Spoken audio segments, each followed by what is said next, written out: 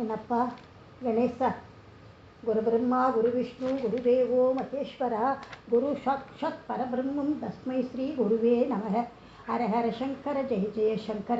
சங்கரா சம்போ மகாதேவா. மகாபெரியவளோட கதை ஒன்று படித்ததில் ரொம்ப பிடிச்சது. அது கதையை ஃபுல்லாக சொல்லணும்னாக்கா நிச்சயமாக 1/2 ஹவருக்கு மேலே ஆகும். நான் அதை ஷார்ட் பண்ணி உங்களுக்கு ஒரு 7 மினிட்ஸில் சொல்கிறேன். அதை ஸ்கிப் பண்ணாமல் பாருங்க. மகாபெரிவா எப்பவும் ரொம்ப எளிமையான வாழ்க்கையை தான் அவர் ஆசைப்படுவர். கயிறு ஆட்டையால் வீட்டில் நூத்த கதர் நூலால் ஆன ஆடையே தான் அணிஞ்சின்னு இருந்தார். காஷாயத்தை ஒரு சின்ன அறையில் தான் இருப்பார். ரொம்ப எளிமையாக வாழ்ந்தார் அவர். அவர் உப்பே சாப்பிட மாட்டாராம். அதனால் அவருக்கு வியர்வையோட அவஸ்தையும் கிடையாது. குக்குடாச நிலையில் ஒரே காலில் மணிக்கணக்காக நின்றுட்டு பேசக்கூடிய சக்தி படைத்தவர் அவர். அவருக்கு யோகாசனங்கள் நிறைய தெரியும். அவரோட சாப்பாடு ரொம்ப எளிமையாக இருக்கும். புளி கிடையாது, உப்பு கிடையாது, காரம் சேர்த்துக்க மாட்டார். நெல்புரி பழம் கிடைச்சா மட்டுமே பால் அவரோட ஆகாரம். யாராவது குணத்தால் செயலால் தப்பு பண்ணினவாளா பார்த்துட்டான்னாக்க அன்னி பூரா பகவான் சாப்பிட மாட்டார், உபவாசம்தான். ஒரு சமயம் அவர் கல்கத்தா போயிருந்தார். அப்போ 1 மாதம் வெறும் வில்வ பழத்தை சாப்பிட்டுட்டே அவர் இருந்திருக்கார். எப்பேற்பட்ட மகான்! எப்போ அவர் கையில் கமண்டலம், தண்டம், காஷாய வஸ்திரம் தான். அது இல்லாமல் இருக்க மாட்டார். வேறு எதுவும் கிடையாது. பெண்கள் அவரை தனிமையாக தரிசனம் பண்ணணும்னு நினைச்சா முடியவே முடியாது. அவர் குளிக்க போகிற நேரம் தவிர மற்ற வேலையெல்லாம் அவர் கையில் தண்டம் அவர் கையில் இருக்கும். தூங்குறப்ப கூட தண்டத்தை பிடிச்சுட்டே தான் அவர் தூங்குவாராம். எவ்வளவு நேரம் கழித்து தூங்கினாலும் சரி, வெடி காலம்பரை 4 மணிக்கெல்லாம் எழுந்து நடுவர். முழுமையாக ஜபத்தில் ஈடுபடுவார். வேதம், தர்மசாஸ்திரம், புராணம், இதிகாசம் இதெல்லாம் பூரா கற்றுருக்கார். English, French, Telugu, Kannada, Latin மொழிகள், ஏகப்பட்ட மொழிகள் அவருக்கு தெரியும். தமிழ் கேட்கவே வேண்டாம். அவர் திருப்பாவை, திருவம்பாவை, கோளாறு பதிவம் பக்தியோட பூரா பரப்பினார். அவர் எல்லாரையும் அவர் படிக்க சொன்னார். நோயாளிகளுக்கு ஆஸ்பத்திரியில் போய் விபூதி பிரசாதம் கொடுக்க சொல்லுவார். யாருக்காவது இறுதிச்சடங்கு செய்யறதுக்கு முடியாதவாளுக்கு உதவி பண்ணுவார்.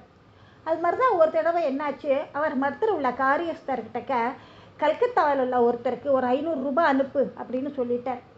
எதுக்கு அனுப்பணும் தெரியலையே, ஆனால் அனுப்பிட்டார். அவர் கொஞ்ச நாள் கழித்து பெரியவாள் தரிசிக்க அவர் வந்திருந்தார். அப்போ அவர் சொன்னார், நீங்கள் அனுப்பி வச்ச பணம் அப்பாவோட இறுதி காரியத்துக்கு உதவியாக ஆச்சு. அவர் சொல்ல பெரியவாளோட இறக்க சுபாவத்தை நினச்சா அதுக்கு ஈடு இணை கிடையவே கிடையாது.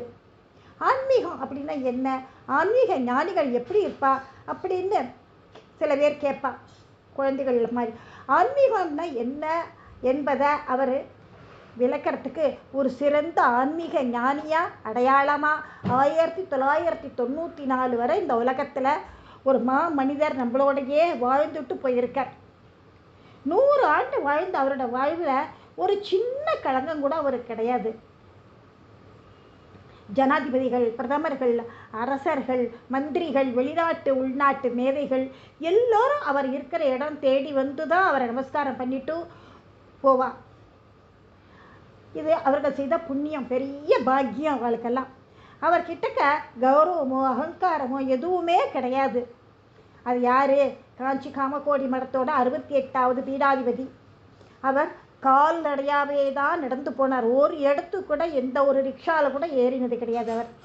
அவர் தயிர் இல்லட்ட பால், அதில் ஊற போட்ட நெல்பொரி ஒரு 1-2 கவளம் தான் எடுத்துப்பார். அவங்க பகல் சாப்பாடு அவ்வளோதான் அவருக்கு.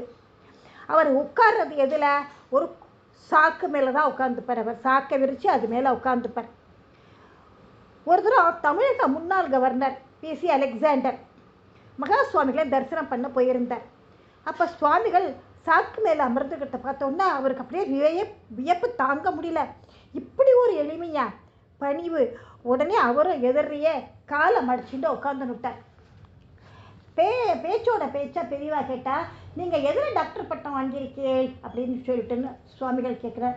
உடனே அவர் அலெக்சாண்டர் சொல்லிட்டார், நான் ஒரு கிறிஸ்டியன், சிரியன் கிறிஸ்துவரை பற்றி ஆராய்ச்சி பண்ணி டாக்டர் பட்டம் வாங்கினேன் அப்படின்னு சொன்னார். இதை பற்றின விளக்கம் இன்னும் நிறையா இருக்குது. அறிவு, ஞானம், இப்படி பல மதங்கள், பல நாடுகள் என்று பிரித்து ஆன்மீகத்தில் அவர் அடைந்திருந்த ஞானம் சொல்ல வார்த்தைகளே இல்லை. ஒரு சமயம் பால் பிரிண்டன்ற இங்கிலாந்து தத்துவ ஞானி யோகிகளை தேடி இந்தியா வந்தபோது மகா சுவாமிகளை வந்து தரிசனம் பண்ணினார். அவர் அதை மகா பிரிவாளை தரிசனம் பண்ணினது எல்லாம் விளக்கமாக அவர் ஒரு புஸ்தகமே அதுக்காக போட்டிருக்கார் அவர்.